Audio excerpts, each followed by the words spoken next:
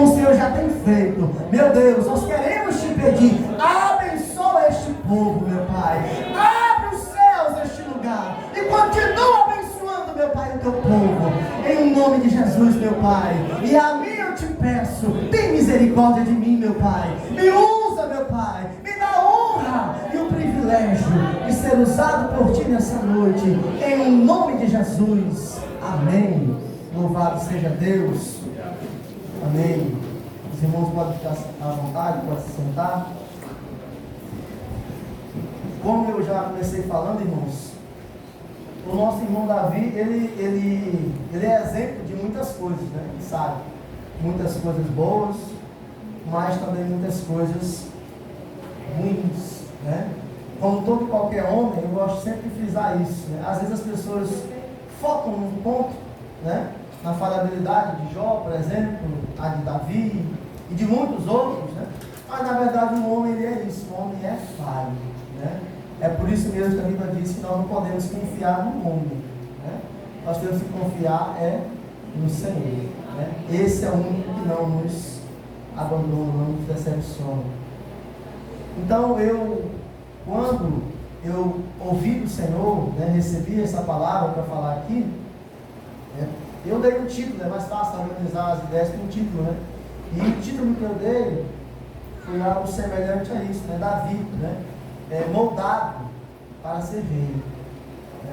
Lógico que isso é só um título, os irmãos podem até fazer outros se ajudar a memorizar a mensagem, mas nós somos moldados, irmãos, em tudo que fazemos. Né? Nós, na verdade, deveríamos ser moldados. Né? Nós recebemos do Senhor uma oportunidade maravilhosa, um chamado maravilhoso, que é esse de servir a Deus. Né? Pedro até chega a dizer, lá em 1 Pedro, em 2 Pedro, aliás, que nós não éramos povo. Né? Nós não éramos povo. Em 1 Pedro 2, né? 9 e 10. Nós não éramos povo, mas agora nós somos geração eleita, né? Sacerdócio real. É uma tremenda oportunidade, irmãos.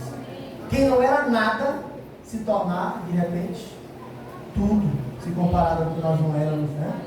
Então, eu voltando aqui para a mensagem, eu analiso, né, a situação de Davi, a vida de Davi, e eu vejo claramente isso, um propósito, uma missão, né, um chamado.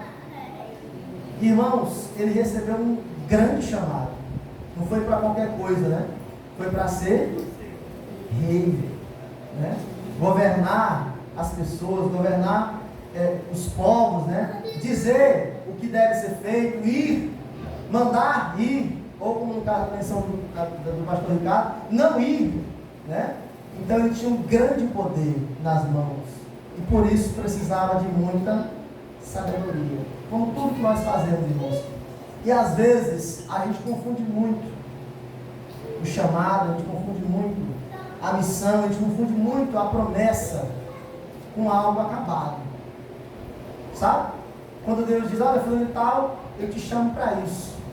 A maioria das pessoas interpretam isso como um atestado de capacidade, como se Deus dissesse, fulano e tal é melhor que os outros. Olha, eu sou mais capacitado que fulano, porque eu fui chamado para isso. Irmãos, isso é um dos maiores erros que nós cometemos. É entender o chamado do Senhor como capacidade. Porque não é assim. É justamente o contrário. Ele chama cada um de nós para capacitar. Na verdade, ele te escreve num caminho para que você percorra e um dia você seja capaz de receber aquilo que ele te chamou para receber. Né? E analisando a história de Davi, é muito fácil perceber isso. Da mesma forma que, voltando um pouquinho, você percebe que Saul cometeu justamente esse erro, de achar que por ele ter sido ungido rei, ele era um rei, né? Que podia fazer, desfazer, podia mandar, desmandar. Quando Samuel não chegou ao tempo do sacerdote de fazer o sacrifício, ele fez, né? Então às vezes a gente confunde muito a realidade das coisas, né? Mas a gente aprende a palavra do Senhor Jesus Cristo aqui, onde mesmo nós lemos aqui, que tudo começa do nada. O que nós temos é o quê? Nada. E é justamente tudo que Deus precisa para fazer qualquer coisa. Ele fez o universo inteiro. De quê? Do nada. Então, se você realmente não tem nada e admite isso, você já tem toda a ferramenta que Deus precisa para Deus trabalhar, para Deus usar, né? Mas é muito bom, irmãos, quando nós percebemos isso a tempo, né? De perceber que aquilo que Deus faz em nossas vidas não é para, digamos assim, inflar o nosso ego, nos tirar do chão e levar para outra atmosfera e a gente achar que é melhor, que é maior, né? O nosso irmão Davi, né, a gente observa, e quem conhece a história sabe, que aqui no versículo 13, no capítulo 16 de 1 Samuel, ele foi ungido rei, né? Deus havia rejeitado Saul justamente por descumprir a ordem do Senhor, por não se adequar à realidade daquele que necessita. Nós todos precisamos ser ajudados por Deus. E Saul, ele começou, pelo menos eu consigo perceber isso claramente na palavra de Deus, ele começou a achar que ele era o rei, ele queria parecer este rei, ele queria que as pessoas olhassem ele e vissem o rei, né? Eu até me lembro daquela parte que ele diz assim: olha, Samuel, eu fiz o sacrifício porque o povo se afastava, né? De quem? De mim. Às vezes nós estamos dessa forma, irmãos, achamos que a coisa se resume a quem? A nós. Ah, mas eu fiz o sacrifício, Samuel, porque o povo já ia se afastando de mim. Por isso eu tive que fazer logo, antes que o povo se dispersasse. Então a mente dele, irmãos, o foco dele nunca esteve aonde? Em Deus, na obra de Deus. E muitas das vezes nós perdemos a bênção do Senhor justamente por isso. Porque perdemos o foco. Perdemos o foco do que é realmente importante, né, em servir ao Senhor Jesus Cristo. Né? Então, os irmãos, gravem, né, essa mensagem, gravem esse título, se puderem, gravem o que eu já falei, no sentido de que a unção, o chamado, tudo isso só marca o início da caminhada, só marca o início de um processo muito longo, irmãos. E nós temos que ter maturidade. Quem não lembra que Davi passou alguns anos, né, sofrendo para ser rei? Aliás, já era rei, mas para assumir, né, o reinado. A quem some, né, aos que somam, dizem que faltam aproximadamente 10 anos entre a hora que ele foi ungido, né, e a hora que ele foi, vamos dizer assim, aclamado rei de Judá, né, sobre Judá, primeiramente, onde ele reinou 7 anos e 6 meses, e depois mais 33 sobre todo Israel. Então, ele pelou muito tempo para receber algo que ele não pediu. Você vê Davi pedindo para ser rei? Não, mas Deus o chamou. Ele recebeu de Deus. Aleluia. Quantos de nós, às vezes, irmãos, pedimos coisas para Deus incessantemente para que Deus dê? E às vezes Deus dá, e a gente acha que isso resume tudo. É como se a gente tivesse ganhado assim na loteria dos homens aí. E Davi recebeu algo que ele não pediu. Imagina só a alegria de receber algo que você não pediu. É muito grande, eu imagino. Experimenta só você receber um presente quando não é seu aniversário, não é diferente? Né? Então Davi recebeu algo que ele não estava pedindo. E ele esperou para receber. E não foi esperar, não foi uma espera tranquila, ele sabe, né? Foi uma espera bem conturbada, né? Por assim dizer. E no meio dessa espera, nós sabemos que nesses 10 anos, ele passou por muitas situações, né? Quem não lembra que quando Saul foi atormentado pelo espírito mau, justamente, quem foi lá? Quem apareceu? Davi, né? Eu até gosto de mencionar isso, aqui no capítulo 16, que quando Davi foi lembrado, né? Olha, tem um filho de Jessé, ele toca harpa, né? E é um varão valente, um varão de um homem de guerra, animoso e tal, sisudo, de gentil presença. Ele já tinha uma série de qualidades, mas Davi ainda era quem? Só o filho de Jessé. Ninguém sabia o que ele tinha, ninguém sabia o que ele era, ninguém sabia o segredo que ele tinha com Deus, ninguém sabia nem o que ele tinha recebido do próprio Deus. Então, irmãos, com isso eu aprendo que para que você consiga, às vezes, ser notado, né? se é isso que você quer, você não precisa ter nenhum tipo de aparência, de status.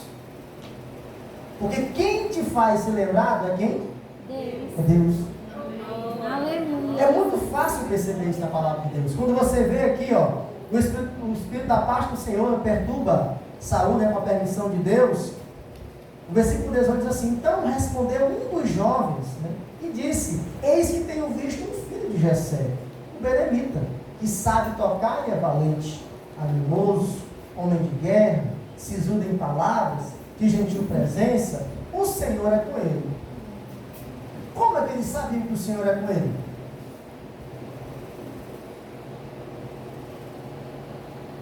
Como é que se sabe que o Senhor é com alguém, irmãos?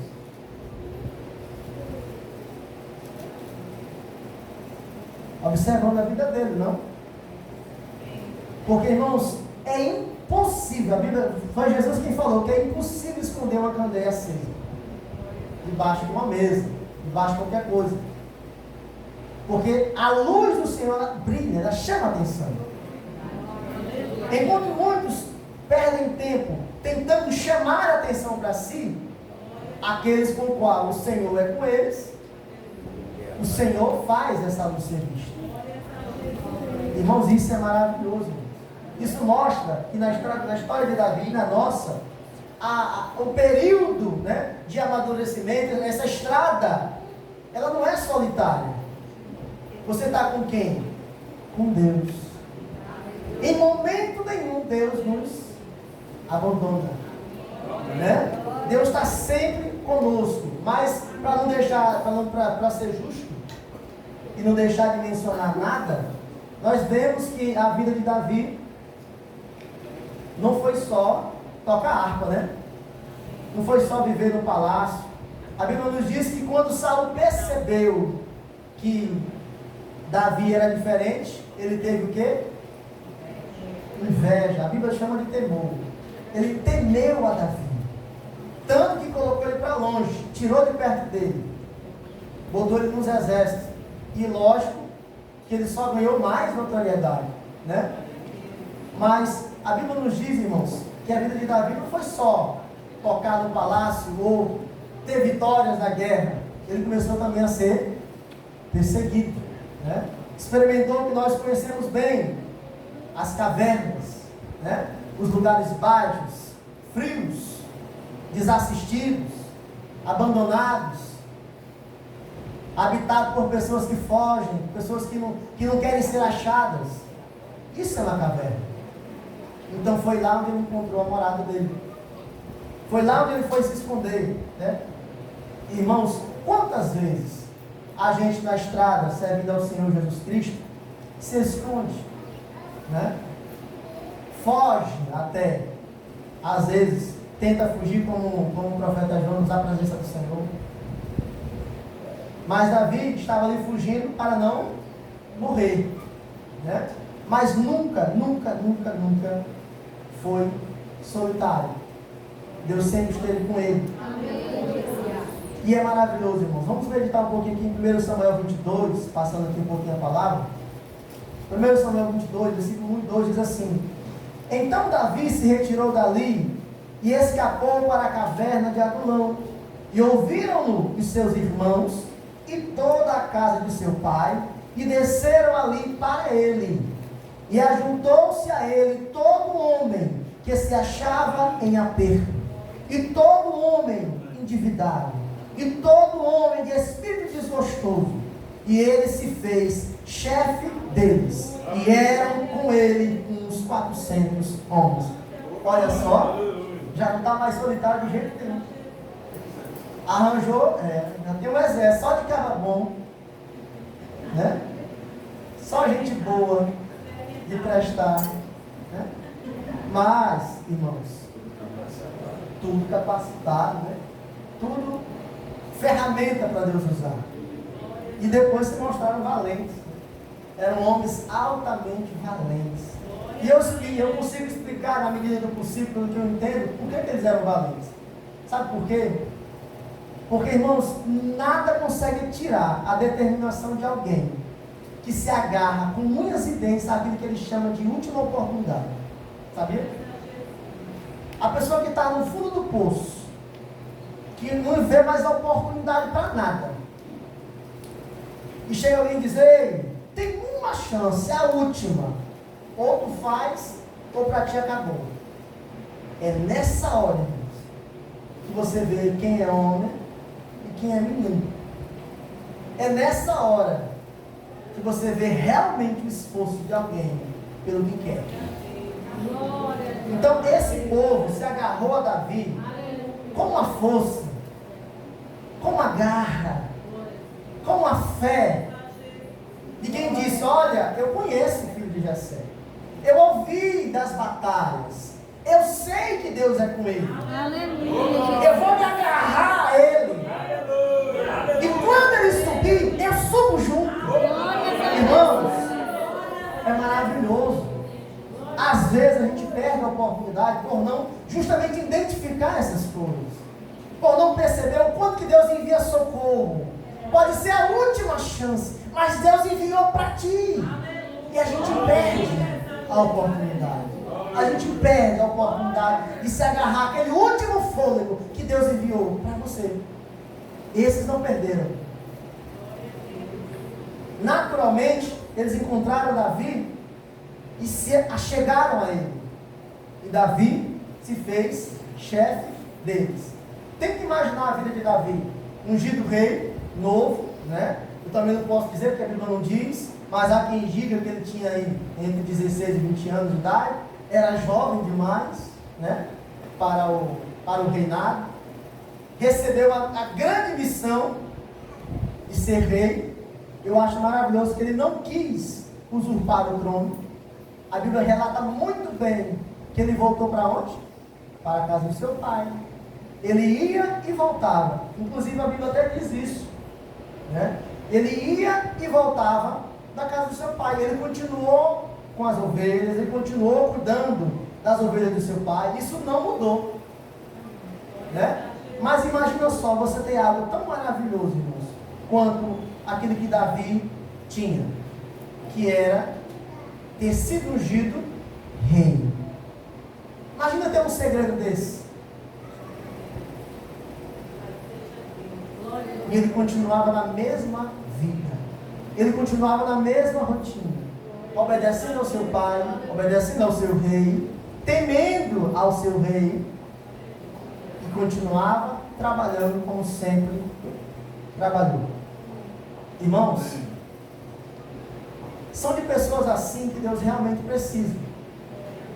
Porque nisso, nessa ação que ele teve tempo. É o maior inimigo do ser humano nosso, né? É o tempo. A gente perde muito tempo. E tempo, na verdade, é mais do que dinheiro, né? Tempo é vida. E a gente perde muito tempo. E ele não perdeu. No momento em que ele decide voltar, vamos dizer assim, continuar a sua vida, como se nada tivesse acontecido, a Bíblia deixa isso claro, tá bom? Aqui em 1 Samuel 17, 15, diz assim: Davi, porém, ia e voltava de Saul para apacentar as ovelhas do seu pai em Belém, né? Então, o povo entrava em guerra, os irmãos dele iam para a guerra e ele ficava onde? Em casa. Ele era o mais novo, né? Tudo acontecendo lá fora, ele sendo o rei ungido, ficava em casa. Ele não ousava mencionar: ei, eu sou o rei, viu? Me manda. Existe uma diferença muito grande, irmãos, entre precipitação e coragem. Davi não era precipitado. Ele passou pelo teste da paciência, uma coisa que às vezes nós não passamos. Deus, Ele não entrega nada, irmão, sem passar pelo teste da paciência, da maturidade. Nós temos que ter isso para receber. Nós temos que passar por esse teste. E ele passou, né? No nosso tempo também. Deixa eu ir para frente. Né? Mas nem sempre essas dificuldades, elas são para nos abalar, nos privar de alguma coisa. Que é isso que eu quero que os irmãos entendam. Davi nunca enxergou a dificuldade que ele enfrentou, fica claro no texto, como algo ruim. Procura Davi reclamando da vida aqui. Eu já li esses textos algumas vezes. Procura Davi lamentando porque Davi queria matá-lo. Saul, perdão. Procura Davi lamentando porque a vida dele era difícil. Uma hora estava no palácio, uma hora estava cuidando das ovelhas, outra hora estava fugindo, uma hora estava se escondendo, a outra hora estava desviando da lança. Procura ele reclamando disso. Você não encontra, irmãos. A gente reclama demais. Por isso que nós não experimentamos coisas maiores em nossas vidas, né? Lembra lá de Zif, né? Deixa eu ver onde é que está Zif aqui. Quando tudo parecia perdido, Davi, perseguido por Saul, Saul pega, não pega, eis que Davi é encontrado em Zif, e Saul cerca Davi, com todo o seu exército. E aí, o que o cara faz numa hora dessa? Num lugar fechado, acuado, cercado por aquele que procurava matá-lo. Às vezes nós nos vemos assim. Muitos de nós, às vezes, até blasfemamos ou questionamos, que é o pior. Será se foi Deus que fez? Será se foi Deus que me enviou? Porque se fosse, não estaria nessa situação, né? E Davi, lá em Zif, foi cercado pelo exército de Saul, mas uma coisinha só, não deixou que ele fosse morto por Saul. Se vocês lembram, chegou uma pessoa e disse: ei, os filisteus se ajuntaram,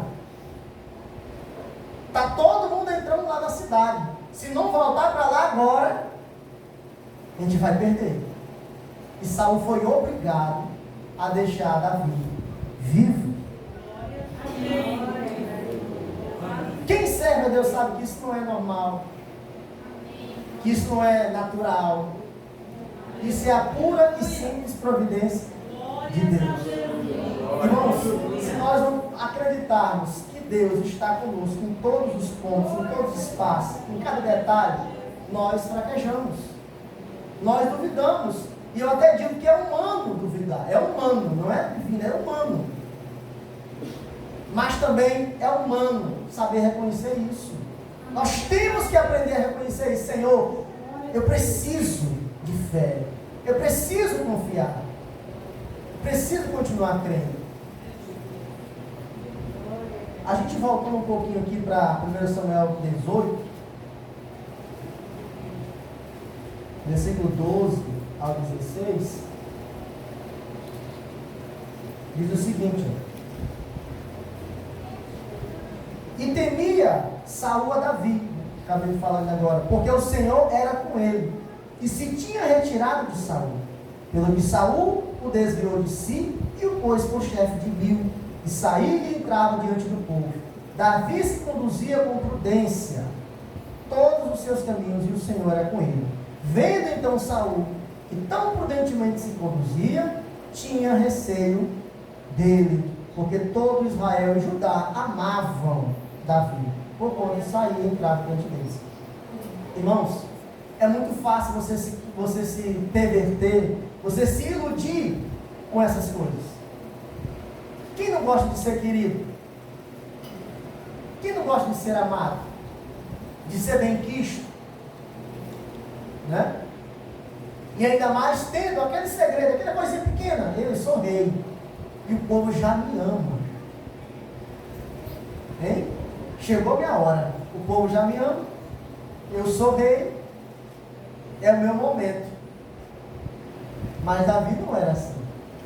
Ele não queria a parcialidade da promessa de Deus.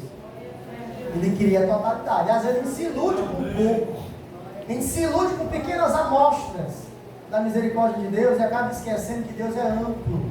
Como diz o salmista, é amplíssimo. Né? Deus é perfeito. Então ele não se iludiu com nada disso.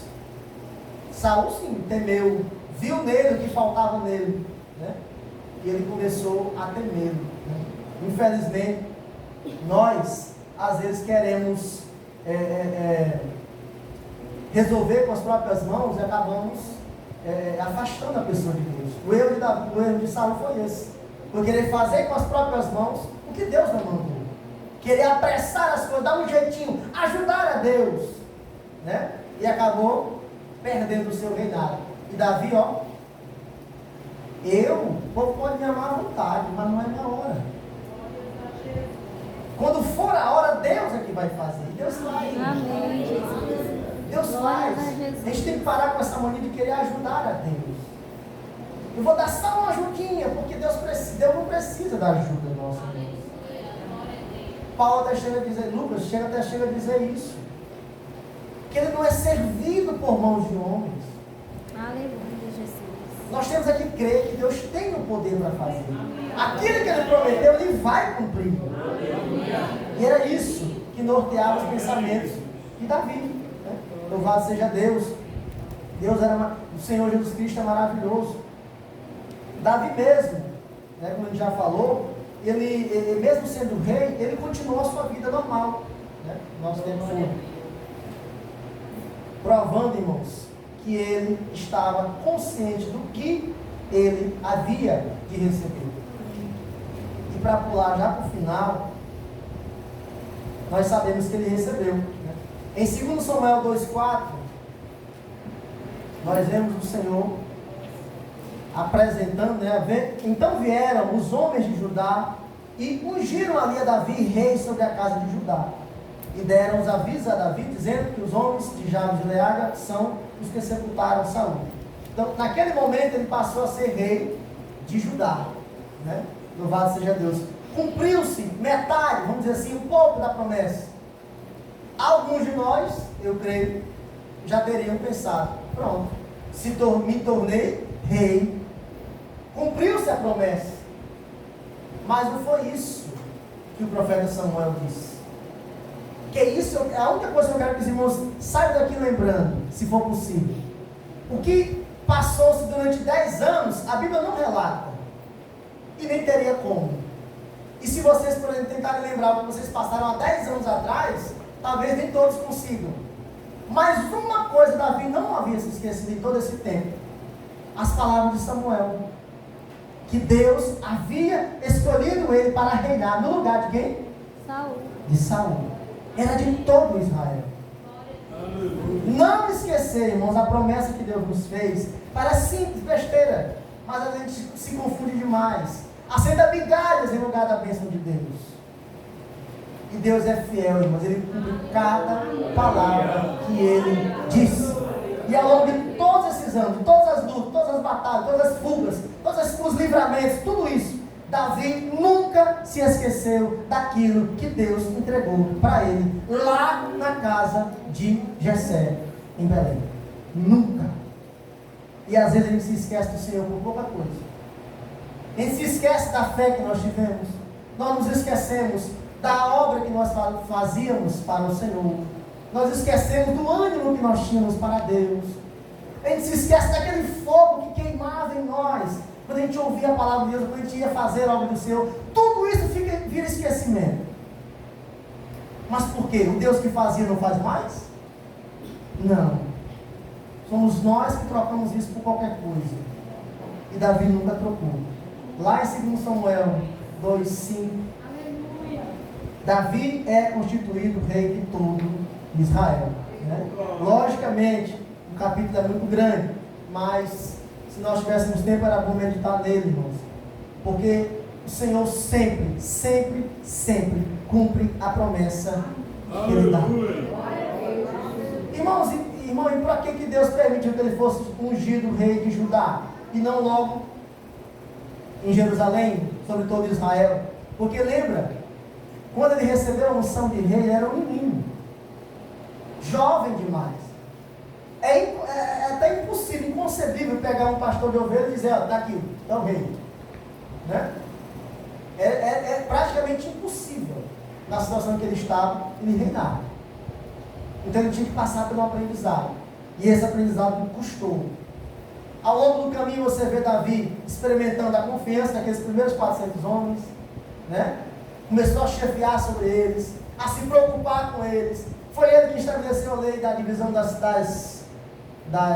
recompensas, né? do despojo, né? Quando uma nação derrotava a outra, que ficava, só quem batalhava ganhava. Ele, não, senhor, os que ficaram aqui guardando a bagagem também vão receber. Todo mundo recebe igual. Dali a mente de governador, estratégia, né? Organizar o trabalho, tudo aquilo foi criado ao longo de muito trabalho, de muita luta. Então nunca rejeite cada problema, cada situação, cada dificuldade que a gente enfrenta ao longo da vida, porque cada uma dessas coisas cria algo em você, deixa algo em você. E Deus é tão um arquiteto tão perfeito, que Ele sabe juntar tudo isso e um dia usa tudo isso para nos abençoar. E só Deus tem essa capacidade, né? Então até o rei Davi em Judá ensinou a ele, quem não lembra de Abner, de Joabe, né? As traições, as tramas, e no final das contas ele lamenta pela morte do inimigo, porque ele achou injusto, né? Porque, irmãos, ele não havia perdido a essência dele. Amém, glória a Deus. Depois de tantos anos sofrendo, Aleluia, aprendendo, Jesus. na marra, apanhando, ele não esqueceu daquilo que Deus tinha prometido, né? Então, depois de todo esse reinado em Judá, ele estava preparado para reinar sobre Israel, e reinou, como nós sabemos. Escolheu algumas coisas erradas? Sim, mas ainda assim recebeu a promessa do Senhor, né? Eu agradeço a oportunidade do Senhor Jesus. Vamos ficar em pé.